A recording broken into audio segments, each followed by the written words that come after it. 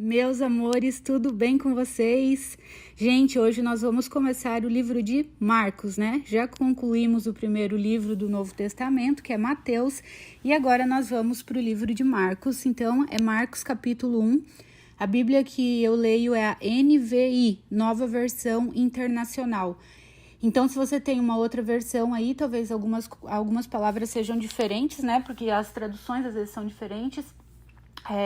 E se você quiser adquirir uma Bíblia NVI, Nova Versão Internacional, para acompanhar assim, a mesma que eu estou estudando, então eu te aconselho a adquirir, né? Porque é a mesma linguagem também, mas cada um fica à vontade para ter a Bíblia que se identifica mais. Eu leio a NVI há mais de 20 anos, já é a versão que eu mais gosto.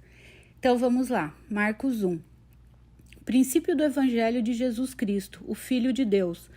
Conforme está escrito no profeta Isaías, enviarei à tua frente o meu mensageiro, ele preparará o teu caminho. Voz do que clama do deserto, preparem o caminho para o Senhor, façam veredas retas para ele.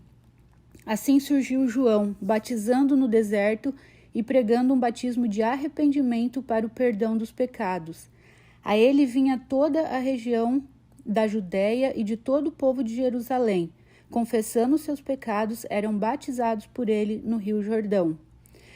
Gente, quero fazer uma pausa aqui para falar. João Batista, ele veio, né, era um profeta que ele veio preparando a vinda de Jesus, anunciando, que o reino estava próximo, tal, para as pessoas, né, se arrependerem, se batizarem, que Jesus estava chegando, que o Messias estava vindo, né? Então, assim, e faz um tempo atrás, eu recebi uma palavra de um profeta americano, um senhor, e ele falou que Deus estava levantando Joões e Joanas Batistas. Eu já compartilhei, eu acho que alguma vez isso aqui. Deus estava levantando no mundo inteiro Joões e Joanas Batistas para prepararem a segunda vinda do Senhor Jesus. E ele falou que eu era uma Joana Batista, mas que Deus estava levantando uma geração. Então, talvez você que está me ouvindo agora é um João Batista e uma Joana Batista que vai preparar a segunda vinda do Senhor, que vai ser levantado por Deus para preparar a segunda vinda de Jesus. Versículo 6. João vestia roupas feitas de pelos de camelo, usava um cinto de couro e comia gafanhoto e mel silvestre. Esta era a sua mensagem. Depois de mim vem alguém mais poderoso do que eu. Porque todo mundo, o pessoal que ia até João Batista achava, alguns até chegavam a achar que ele era o Messias, tudo, né? Só que ele nunca, ele sempre deu a glória para Jesus, ele nunca se vangloriou, nunca se exaltou, nunca nada. Ele veio realmente preparando a vinda de Jesus, anunciando. Então, versículo 7, esta era a sua mensagem. Depois de mim vem alguém mais poderoso do que eu, tanto que eu não sou digno nem de curvar-me a desamarrar as correias das suas sandálias. Olha só, vem alguém... Então, sempre ele dava glória para Jesus. Imagina ele falando que ele não é digno nem de desamarrar as sandálias de Jesus. Aí ele fala no versículo 8, eu os batizo com água, mas ele os batizará com o Espírito Santo. Naquela ocasião, Jesus veio de Nazaré da Galileia e foi batizado por João Batista. Olha só, Jesus foi batizado por João Batista lá no Rio Jordão, que foi, né, o rio que tem lá em Israel até hoje. Quem já foi para lá, eu já fui, já me batizei lá também. E ainda hoje a gente pode se batizar nesse mesmo rio. Assim que saiu da água, Jesus viu os céus se abrindo e o Espírito descendo como pomba sobre ele. Então veio dos céus, por causa disso daqui, gente, que muitas pessoas usam a pomba como símbolo do Espírito Santo, mas o Espírito Santo é uma pessoa, tá? Como Jesus, como o Pai. Mas ele veio nessa forma, nesse dia. Então veio dos céus uma voz, tu és o meu filho amado, em ti eu me agrado. Logo após, o Espírito o impeliu para o deserto, ou seja, o Espírito Santo levou Jesus para o deserto. Ali ele esteve 40 dias sendo tentado por Satanás. Estava com os animais selvagens e os anjos o serviam. Depois que João foi preso, Jesus foi para a Galileia, proclamando as boas novas. O tempo é chegado, dizia ele. O reino dos céus está próximo. Arrependam-se e creiam nas boas novas. Boas novas é o evangelho, tá, gente? Que a gente está lendo. Andando à beira do mar da Galileia, Jesus viu Simão e seu irmão André lançando redes ao mar, pois eram pescadores. E disse Jesus: sigam-me e eu os farei pescadores de homens. No mesmo instante, eles deixaram as suas redes e o seguiram. Gente, eu fico assim tão impressionada, assim, eu fico imaginando o olhar de Jesus, a presença dele. Imagina, você tá na tua profissão, porque a profissão da vida inteira de Simão e de André era pescar, eles sustentavam a família, era tipo a empresa deles, entendeu? Eles sustentavam a família deles, pagavam as contas, os impostos, tudo com isso. Então, imagina uma profissão que você passou a tua vida inteira, aí Jesus chega e te olha e fala, tipo, vem após mim que eu vou te tornar pescador de homem. E fala que imediatamente eles largaram tudo e seguiram Jesus. Imagina, tipo, a presença de Jesus, o olhar de Jesus, né? Tipo, é irresistível, ele é irresistível. Mesmo a gente não vendo ele é irresistível. Quando você está na presença dele, não existe nada, gente, nada que se compare. Quando eu falo nada, é nada mesmo, porque eu já experimentei de tudo nessa vida, né? Já experimentei muita coisa. E, assim, de tudo que eu vivi, das melhores coisas que eu vivi na minha vida, seja de viagens, de conquistas, de tudo, nada se compara à presença dele. Nada. Não tem explicação. Nenhum amor, nenhum relacionamento, nada. Tudo isso é muito bom, mas a presença dele supera tudo isso. Então ele disse: sigam-me e eu os farei pescadores de homem. No mesmo instante, eles deixaram as suas redes e o seguiram. Eles não pensaram, né? Meu Deus, mas daí como é que a gente vai ganhar dinheiro? Como é que a gente vai sustentar a nossa família? Como é que não sei o quê? Eles foram. Indo um pouco mais adiante, viu num barco Tiago, filho de Zebedeu, e João, seu irmão, preparando as suas redes. Logo os chamou e eles o seguiram, deixando Zebedeu, seu pai, com os empregados no barco. Eles foram para Cafarnaum e assim que chegou o sábado, Jesus entrou na sinagoga e começou a ensinar. Todos ficaram maravilhados com seu ensino, porque eles ensinava como alguém que tem autoridade e não como mestres da lei. Olha que interessante, gente. Peraí, deixa eu tomar uma aguinha aqui. Olha só. Ele ensinava, Jesus pregava, Jesus ensinava como alguém que tem autoridade. Sabe aquela pessoa? E hoje a gente pode discernir quem tem autoridade ou não. E não como os mestres da lei. Os mestres da lei eram os fariseus, os escribas, né? Aqueles que sabiam a Bíblia de cor, os maiores estudiosos que tinham da Bíblia. Eles eram, tipo, teólogos, né? Tipo, mas você vê a diferença de quem tem a presença do Espírito Santo e de quem não tem. Sabe? De quem tá falando no Espírito e de quem tá falando na carne. Provavelmente você já teve essa experiência de... sei lá, ou no YouTube mesmo, ou num culto que você vai, ou numa missa, ou não sei o que lá, de pessoas que você vê pregando, falando, ou até numa conversa que você quer escutar mais, porque aquela pessoa tem essência, ela tem autoridade naquilo que ela tá falando, ela tem vivência, ela tem, sabe? E outras pessoas você começa a escutar, ou te dá sono, ou você, não aguento ouvir 2 minutos, não dá, entendeu? Então, os mestres da lei eram assim, tipo, eles só falavam aquele negócio, mas não tinha vida as palavras precisam ter vida, né? E elas passam a ter vida quando a gente realmente vive aquilo que a gente prega. E então Jesus pregava, eles ficavam admirados porque Jesus pregava com autoridade, não como os mestres da lei. Então não adiantava todo o conhecimento que esses mestres da lei tinham, porque eles não tinham vida com Deus. Versículo 23. Justamente naquela hora, na sinagoga, um homem possesso de um espírito imundo gritou: o que queres conosco, Jesus de Nazaré? Vieste para nos destruir? Sei quem és tu, o Santo de Deus. Então, até o diabo teve que confessar, né? Quem é Jesus? Cale-se e saia dele, repreendeu Jesus. O espírito imundo sacudiu o homem violentamente e saiu dele gritando. Todos ficaram tão admirados que perguntavam uns aos outros: o que é isso? Um novo ensino? O que é isso? Um novo ensino e com autoridade. Até os espíritos imundos ele dá ordens e eles lhes obedecem. Tem que obedecer, né? Lhe obedecem. As notícias a seu respeito se espalhavam rapidamente por toda a região da Galileia. Logo que saíram da sinagoga, foram com Tiago e João à casa de Simão e André. A sogra de Simão estava de cama, com febre, e falaram a respeito dela a Jesus. Então ele se aproximou dela, tomou-a pela mão e ajudou-a a levantar-se. Que fofinho, gente. A febre a deixou e ela começou a servi-los. Então a febre deixou ela imediatamente quando Jesus tocou nela e ela começou a servi-los, ou seja, fazer comida para eles e tal. Ao anoitecer, depois do pôr do sol, O povo levou a Jesus todos os doentes e endemoniados. Toda a cidade se reuniu à porta da casa. Eu estive lá nessa casa, gente. Ainda tem os restos da casa da sogra de Pedro, lá em Israel, e resto dessa sinagoga também, onde ele pregou. Então, imagina, a cidade toda na porta de uma casa. Tudo isso para ver Jesus, né? E Jesus curou muitos que sofriam de várias doenças. Também expulsou muitos demônios. Não permitia, porém, que estes falassem, porque sabia quem ele era. Porque os demônios sabiam que ele era o Cristo, né, o Messias.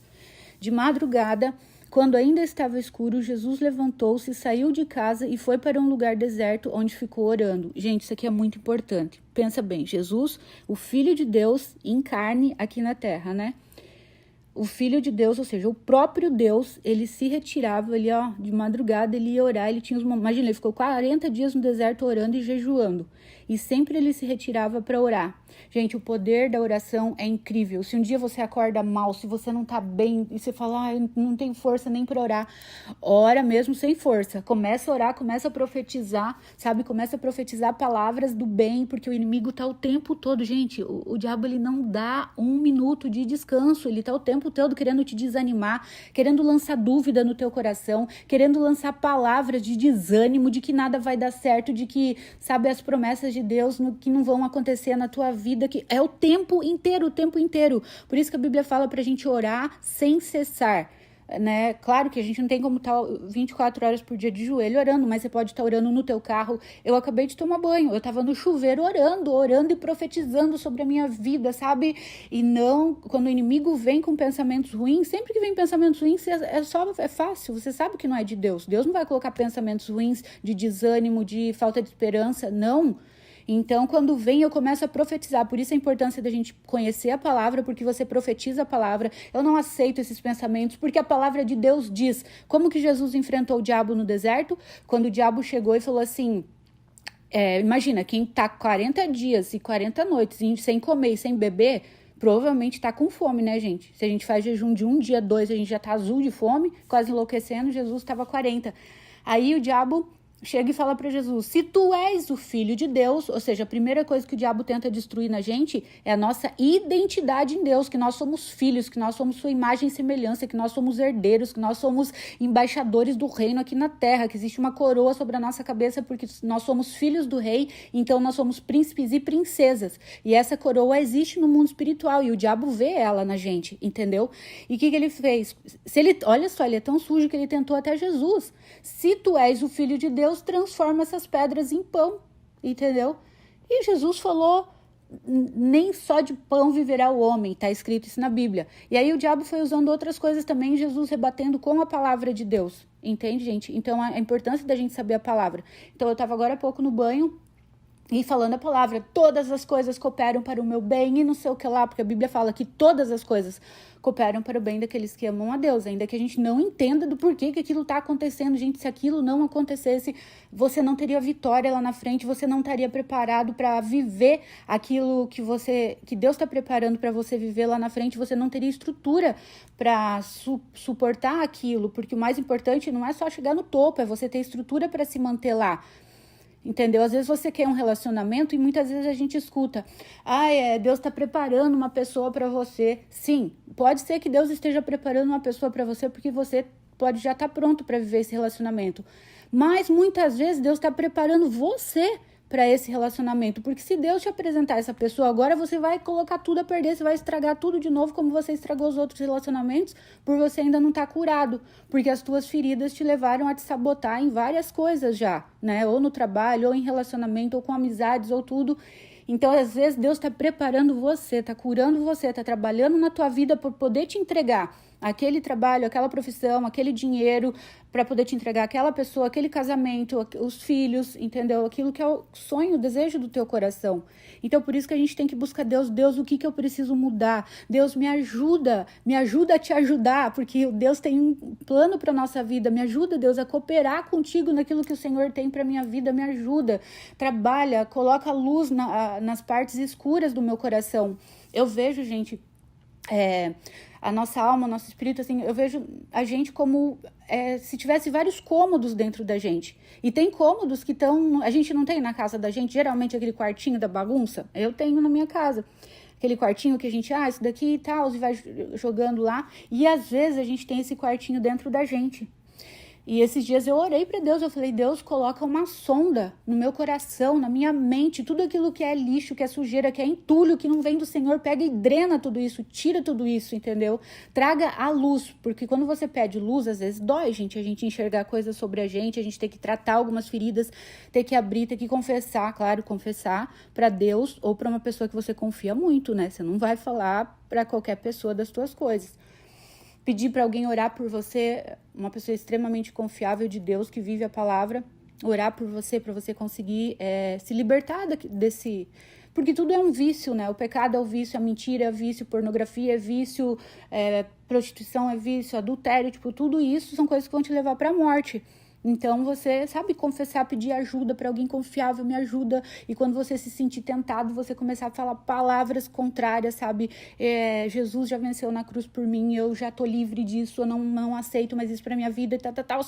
Porque o diabo vem o tempo todo lançando pensamentos e sentimentos querendo gerar na gente para fazer a gente cair. Porque ele nos odeia, porque nós somos filhos e herdeiros e ele é só uma criatura caída que o fim dele já é a derrota.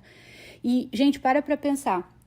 O diabo sabe que ele é derrotado, né? Ele já sabe qual vai ser o fim dele. E mesmo assim ele não desiste. Ele já está derrotado. Ele sabe que o fim dele é condenação eterna, é inferno, vai queimar o resto da vida.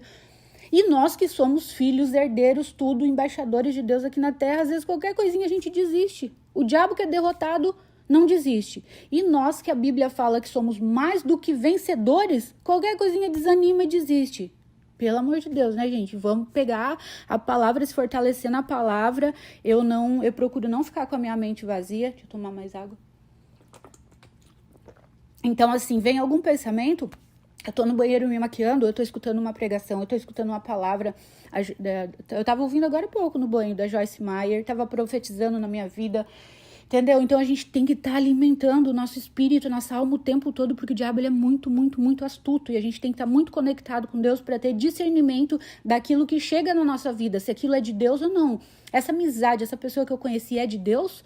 Esse relacionamento é de Deus? Essa oportunidade, esse convite é de Deus? Então tudo a gente tem que perguntar, Senhor, isso vem do Senhor? O Senhor quer que eu vá nesse lugar? O Senhor quer que eu aceite esse convite? Essa amizade é do Senhor? Ultimamente eu tenho orado, falado, Pai, eu quero ser amiga dos teus amigos. Só traga para minha vida aqueles que são teus amigos, que são verdadeiros. Certo, gente? Tá. Então eu tava lá que Jesus...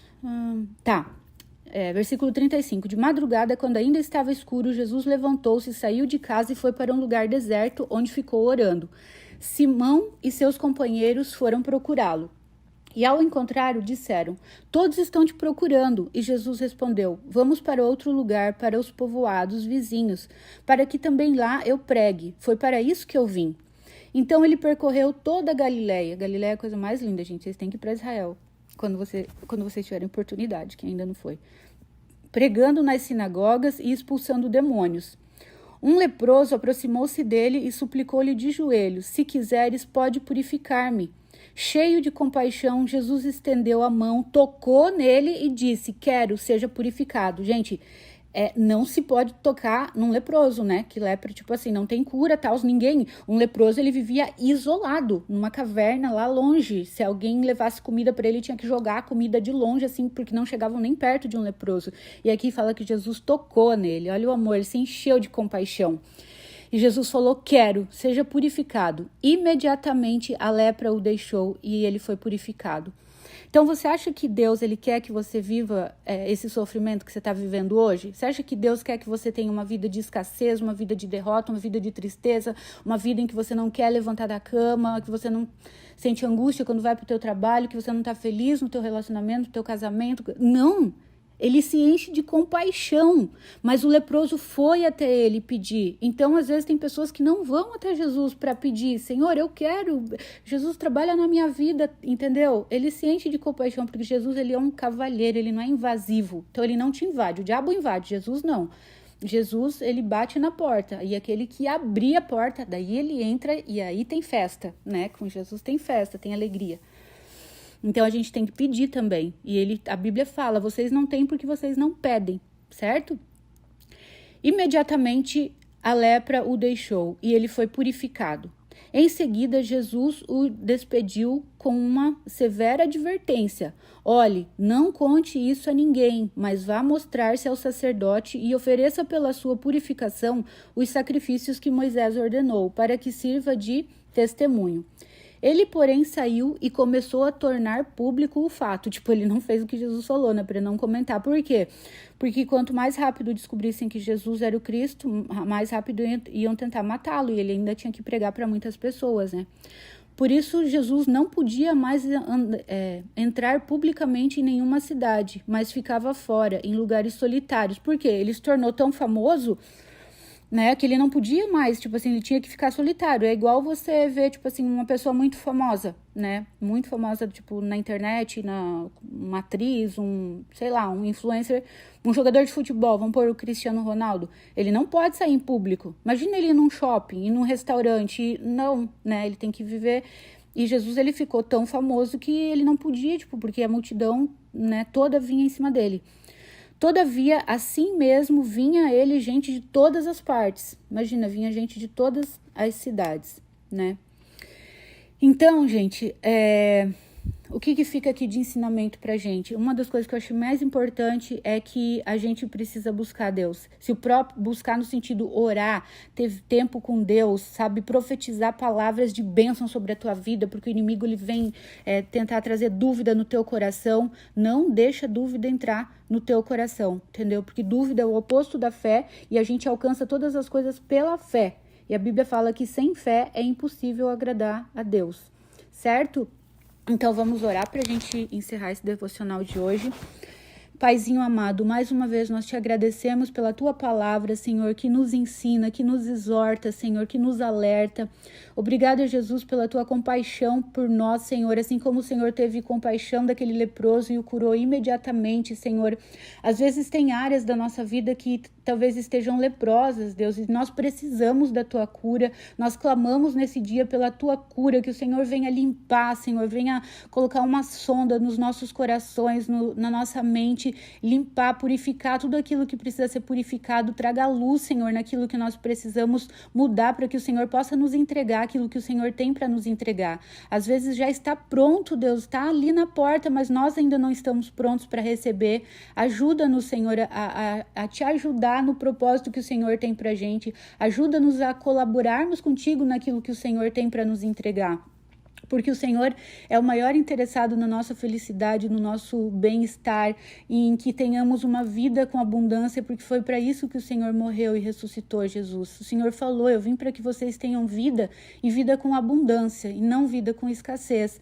Então, ajuda-nos, Espírito Santo, nós te convidamos, Senhor, neste dia, ministra nos nossos corações, seja bem-vindo no nosso coração, na nossa vida, no nosso lar, no nosso trabalho, em todos os lugares onde nós formos, todas as pessoas que nós vamos encontrar, que o Senhor esteja nos direcionando em tudo. Senhor, nós consagramos a Ti os nossos ouvidos, a nossa mente, o nosso coração, o nosso caminhar, as nossas palavras. Pedimos que o Senhor nos dê sabedoria em tudo, nos dê discernimento. Traga, Senhor, para fazer parte da nossa vida, os teus amigos, as pessoas sinceras e verdadeiras, com coração puro. Afasta, Senhor, quem é pedra de tropeço no nosso caminho, que o Senhor arranque, que o Senhor tire do nosso caminho, Pai.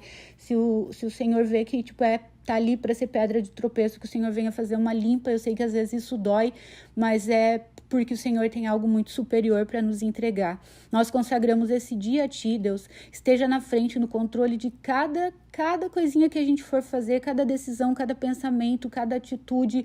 Nos leva, nos chama, Espírito Santo, para uma vida de mais intimidade contigo. Nos ajude, Senhor, a não termos pressa de sair da Tua presença, mas quando estamos contigo, a estarmos orando, Te buscando, sendo batizados pelo Senhor, sendo cheios do Senhor, Pai. Em nome de Jesus, dá-nos fome e sede de Ti, dá-nos fome, assim como temos fome de comida, temos sede de água, Senhor, que a gente venha ter ainda mais sede e fome pela Tua presença, que a gente venha Te buscar. Senhor, levanta os Teus Joãos e Joanas Batistas, Senhor, para preparar a Tua segunda vinda, Deus. Levanta uma geração verdadeiramente santificada, consagrada ao Senhor, Deus, que Te adora em espírito e em verdade, porque o Senhor busca os verdadeiros adoradores que Te adoram em espírito e em verdade, que o Senhor encontre em mim, que o Senhor encontre em cada um dos meus irmãos e irmãs que estão ouvindo essa oração aqui, Pai, um verdadeiro adorador e adoradora que Te adora em espírito e em verdade, que neste momento o Senhor venha renovar o ânimo de cada um, Senhor, que está ouvindo essa oração, que o Senhor venha trazer um renovo, que o Senhor venha trazer palavras de esperança, que eles comecem trazer a memória, que comece a vir na memória deles aquilo que lhes dá esperança, Senhor, as promessas do Senhor, sabendo que o Senhor é fiel para cumprir, para honrar aquilo que o Senhor prometeu. Deus, hoje eu estou vivendo coisas na minha vida que o Senhor me prometeu há 20 anos, há mais de 20 anos, e todas elas, uma a uma, estão acontecendo, Deus, e isso é lindo, e elas só não aconteceram antes porque eu ainda não estava pronta para viver, Paizinho, o Senhor estava me preparando. Então, que a gente não fuja do processo, mas que a gente permita o Senhor trabalhar nas nossas vidas para nos entregar, Senhor, no momento certo, e até lá, Senhor, que o Senhor encha o nosso coração de esperança, Deus, de garra, da Tua presença, Deus, que é a melhor coisa que eu já experimentei na minha vida. Não existe nada que possa se comparar à Tua presença, Senhor. Dá-nos fome e sede de Ti, venha e encha-nos da Tua presença, renova, Deus, agora as nossas forças. Cada um que está ouvindo essa oração, que o Senhor venha renovar as forças, renovar o ânimo, renovar a esperança, Pai, e que o Senhor venha fazer milagres, que quem está buscando um sinal do Senhor, uma resposta do Senhor, que o Senhor venha dar um sinal, venha dar uma resposta, venha em socorro, Senhor, venha prover aquilo que os Teus filhos estão precisando, Pai. O Senhor conhece a necessidade do coração de cada um, Pai, da vida de cada um, e eu peço em nome de Jesus que o Senhor venha de encontro, Senhor, às necessidades de cada um neste momento. Em nome de Jesus, Paizinho, nós oramos e Te agradecemos, Senhor. Muito obrigada, Pai, por hoje estarmos começando mais um Evangelho Teu, que em cada capítulo o Senhor me capacite, me dê sabedoria, o Senhor me use como instrumento do Senhor para levar aos Teus filhos, Deus, aquilo que eles precisam, aquilo que o Senhor quer falar com eles, Pai, que não seja Marinalva, mas que seja o Senhor, o próprio Espírito Santo falando através de mim, porque eu reconheço a minha total dependência de Ti, Senhor. Sem o Senhor eu jamais seria o que sou, eu jamais poderia fazer o que eu faço se não fosse a Tua graça, a Tua misericórdia. Por um dia o Senhor ter olhado para mim com compaixão, como o Senhor olhou para aquele leproso, quando eu estava leprosa, Senhor, quando a minha alma estava toda leprosa, Deus, o Senhor teve compaixão de mim e me curou e continua me curando, e essa cura é um processo que enquanto nós estivermos aqui na terra, ela vai acontecer, e que o Senhor esteja neste momento olhando com compaixão para cada um que está ouvindo essa oração agora, Senhor, conhecendo o desejo e as necessidades de cada um, que o Senhor venha olhar com a mesma compaixão que o Senhor olhou para aquele leproso, que o Senhor esteja tocando e curando, Senhor, a cada um. Em nome de Jesus, Pai, é que nós oramos e Te agradecemos. Em nome de Jesus, amém.